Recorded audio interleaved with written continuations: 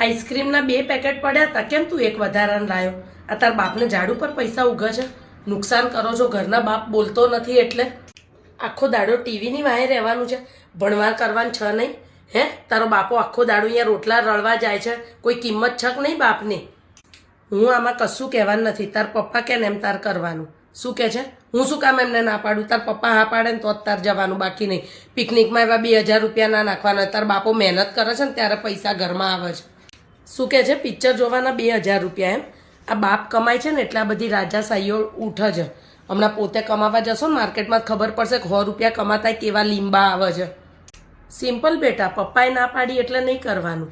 પપ્પા કે એમ જ કરવાનું. તારી માઈ એ જ કરે છે આટલા વર્ષે, બરોબર છે? તમે સ્પેશિયલ નથી.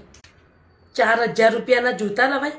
આ તાર બાપો માંડ 1000 રૂપિયાનું જૂતું લાવે છે, એ 12 મહિના ચાલે, દિવાળીમાં બદલે છે.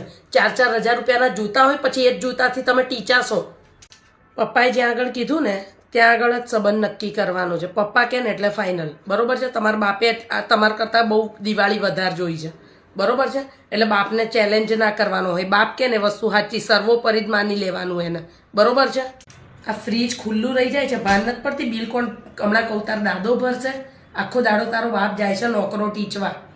શું નથી ખાવું ભાઈ? રોજ જે ઘરમાં છે ને 4-4 ને 5-5 વસ્તુઓ નહીં બને, જે બનાવ્યું